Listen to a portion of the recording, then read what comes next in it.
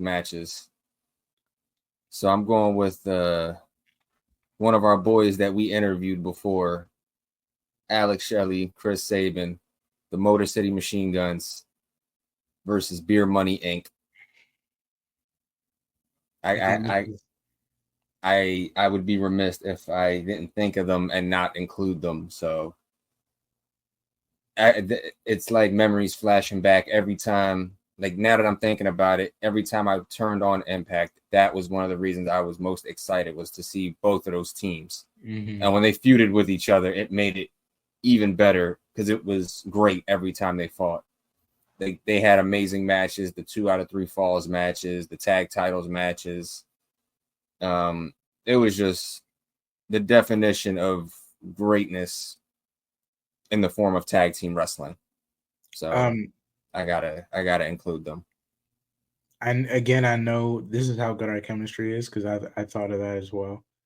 Fun fact: they actually had, you probably know this, but they once had a best of 5 series. Yeah. For the vacant tag team championships. They were so iconic, especially for the time that they were in. I would love to one day have a round table, like a real. We'd have to get our foot in the door somehow with WWE, but to just have a round table of just the pillars of TNA in that era of like 2000, like maybe 2003 to 2010. Mm-hmm. The major players. The 2000s, pretty much. Just call it the 2000s. Just the 2000s to get AJ and Beer Money and Motor City and Joe Daniels, Kazarian, Joe. Hell, even Kurt and Sting. Yeah, Kurt, Sting, Christian. Christian was there. Abyss. Matt Morgan. And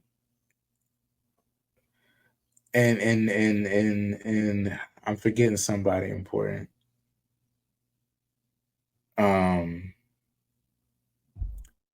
Even, you know, and for shits and giggles, EY.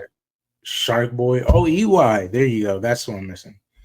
And EY, and just get all the really important pillars in the room. Even maybe I would probably have to have Gail Kim. Yeah, I was gonna say, even the women's division, you got your Gail Kims, your ODBs, your beautiful people, ODBs, the Awesome Kong. Yeah, all the way up to maybe Tara would probably be. And just to talk about like what it was and like the things they were able to do, like even down to like Low-Key and Conan and even the Dudleys. It was such a time. Even more so the Dudleys. The Dudleys and Kurt are probably much more important than we give it credit for. But just the cohesiveness, like, did you understand, like, at that time, like, what you were? Like, you were the purest form of what an alternative could have been, you know? Yes. Like, and still to this day. And still to this day. Like, they're the most... They're the most successful alternate. The things y'all did in those, the things y'all did in those 10 years. It would go through another 10 years of rebuild, but the 10 years from 2020 on have reflected all that hard work. I mean, but you know, sometimes those things happen. Sometimes you got to take a 10-year rebuild. But then the finish, because we digressed there.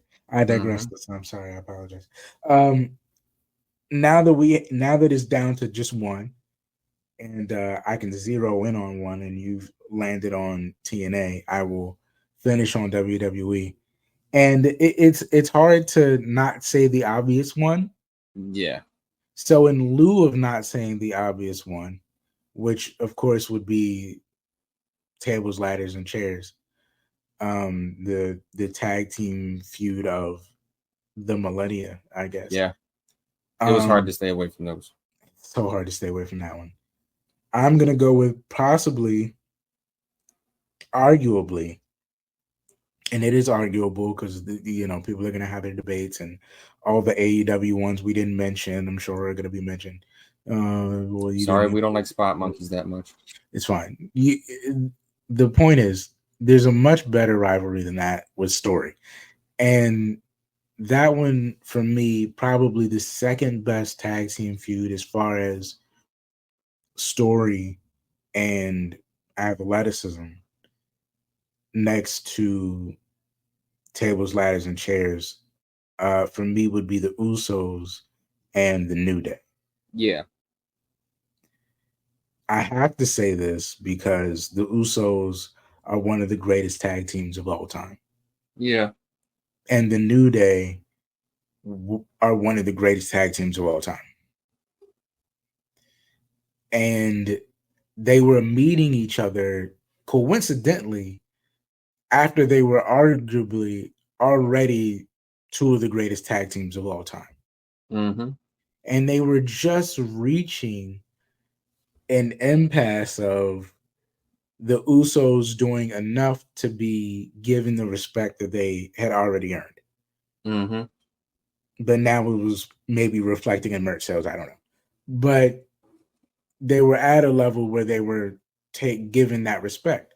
And the people that were already being given that respect, or maybe arguably have been keeping them out of that light, were the New Day.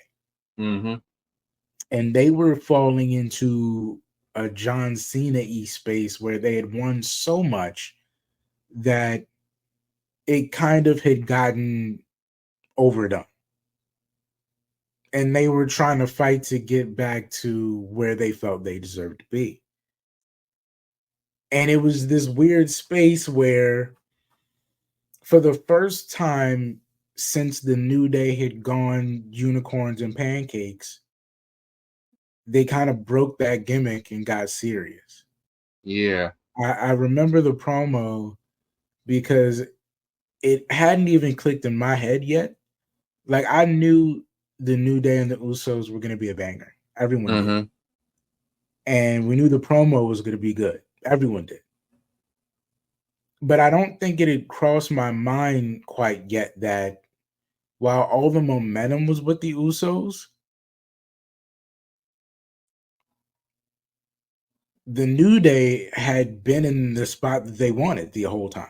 Yeah, they were in the general, yeah. And they just never addressed it, so you can tend to overlook it. Like, you know what I mean? And so the while the Usos are giving this hyped up, new Usos heel promo that they do, and everyone is behind them, and they talk about how long they've waited to be at this spot, and how they about to how they're about to send New Day to the back, and it just, at some point in the promo, Big E he had gotten offended. Mm-hmm. And like, that's the only way I can describe it. It was like, it was real New Day shtick, and then he just got offended. And then he took the mic and he did something I've never seen him do before, and he just broke it down to him. He sunned that man. Mm-hmm. He sunned the both of them. Yep. He took the mic and he said, hold on. Y'all been fighting for all these years. What y'all think we've been doing out here? Mm-hmm. We've been at the top. While y'all boys been in catering, we've been on WrestleMania after WrestleMania after WrestleMania, hosting WrestleManias. Mm-hmm. We've been winning the championships. We've been the face of the good. This spot y'all been fighting so hard to get to, like no one's been here before. We've been here. Mm-hmm. We big dog. You're not about to talk to us like we small change. You're small change. Exactly. And it was this shattering of reality where it was like, you act like they ain't been in there cooking the whole time. Yeah. It was this moment of recognition. It was like, congratulations for making it to the party. Mm-hmm. Welcome to Who Runs This. Yeah. And it was like a real, it turned it on for me as a fan, because it was like, oh, I wasn't really sure how they were going to do this in a way that didn't look like New Day was finna get smoked. Mm-hmm. And the only way they could go was to give you like the real New Day, to give you the fact, to let you know, no, we big dog. Yeah, like we ain't been doing this. Like you should actually be scared of us. Mm-hmm. And it was like, oh man, now you know they're gonna go out there and go crazy. Yeah, man. And they did it multiple times from that point on for years. So to me, that's one of the greatest of all time, just because they really only needed that one build. And then it was just off. Every other time they interacted, it was just off from there. You already knew what it was. Exactly. You already knew the respect they had for each other, but you knew the job they was kind of come in there and do. Mm-hmm. And it was going to be a banger every single time. Yeah, it definitely was. People have been asking me to be the best in the world. Why, Eddie? Why?